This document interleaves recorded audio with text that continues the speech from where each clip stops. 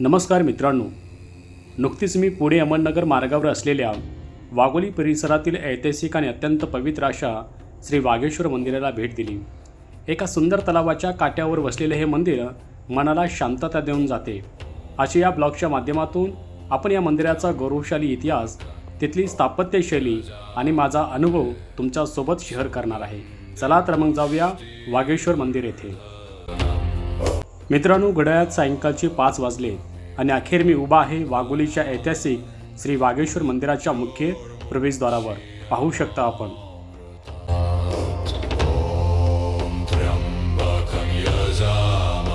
मित्रांनो, प्रवेशद्वारातून आत पाऊल टाकताच स्पर्श होतो तो मंदिर परिसरातील पवित्र मातीचा आणि शेकडो वर्ष जुन्या काळ्या पाषाणाचा. तो स्पर्शच आम्हाला सांगतो की आपण एक अत्यंत पवित्र आणि जागृत भूमीत आलो आहोत. पाहू शकता आपण. आणि मित्रांनो, आपण थोडं पुढे गेल्यानंतर शेकडो वर्षाचा इतिहास छातीवर बाळगून दिमाखात उभी असलेली ती भव्य दीपमाळ आम्हाला बघायला मिळते आणि तिच्याच छायेत विसावलेल्या त्या ऐतिहासिक समाधी थेट आपल्या डोळ्यासमोर येतात. पाहू शकता आपण.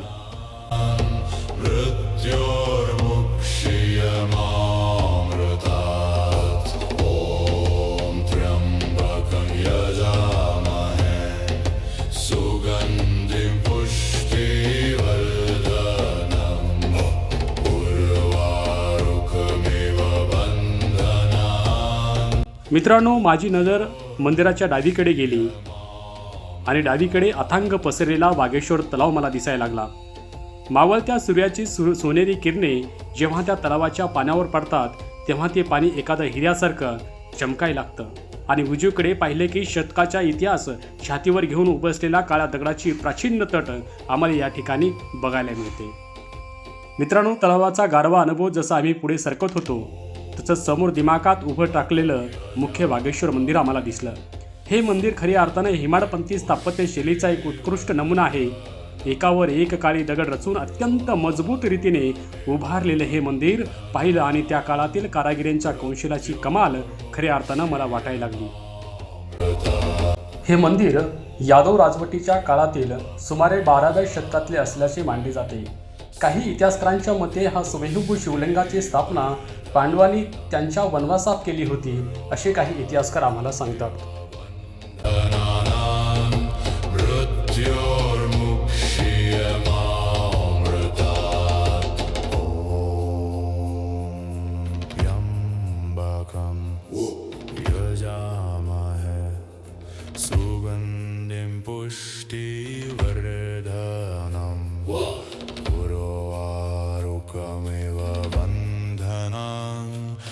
मित्रांनो, मुख्य मंदिराच्या अगदी समोर उभा आहे भव्य नंदी मंडप. काळा पाषाणात कोरलेली नंदीची ही विशाल आणि देखणी मूर्ती पाहून क्षणभर श्वास रोखला जातो. नंदीच्या गळ्यात घंटा, पाठीवरील नाजूक नक्षीकाम आणि त्याच्या चेहऱ्यावरचा तो परमभाव, हे सगळं जितकं जिवंत वाटतं की आपण फक्त पाहतच राहू. अनेक भाविक नंदीच्या कानामध्ये आपली सुप्त इच्छा सांगताना दिसतात. मीही नंदीच्या चरणी नतमस्तक झालो आणि पावलं वळली मुख्य गाभाऱ्याकडे.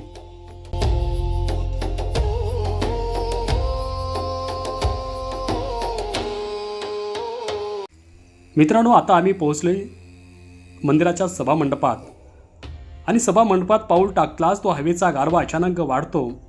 जे वजस्त्र दगडी खांब आहेत आणि छतावर केलेलं कोरीव काम आहे ते आपल्याला प्राचीन काळामध्ये घेऊन जातात. इथून पुढे जाताना गाभाऱ्यात येणारा कापूर धुवाचा तो सुवास आणि मंत्रोपचार मनाला वेळ लावतात आणि अखेर समोर दर्शन होतं ते श्री वाघेश्वर स्वयंभू शिवलिंगाचं.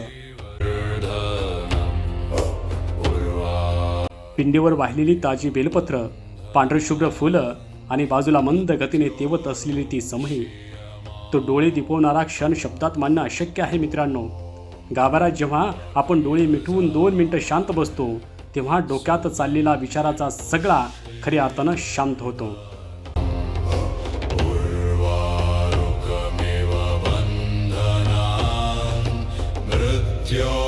मित्रांनो, दर्शन घेऊन जसं आपण मंदिराच्या मागच्या बाजूला येतो तसा इतिहासप्रेमीसाठी एक सर्वात मोठा खजिना या ठिकाणी आम्हाला मिळतो.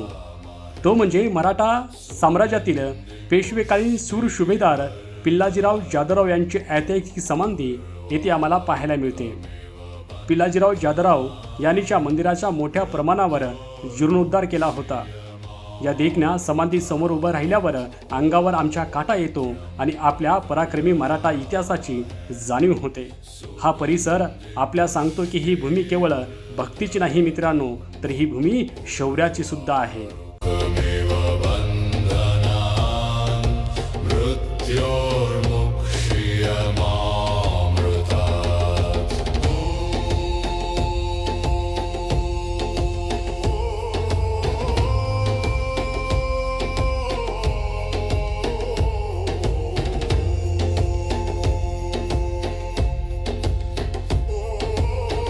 तर मित्रांनो, मंदिराचं दर्शन घेऊन ती भव्य दीपमाला डोळ्यात साठवून आणि शूर मराठ्यांचा इतिहासाला नतमस्तक होऊन मी या मंदिराच्या पायऱ्या उतरायला सुरुवात केली.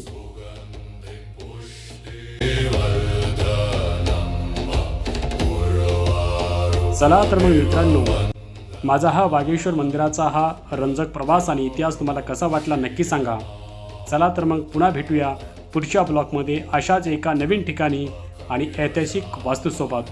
तोपर्यंत हर हर महादेव.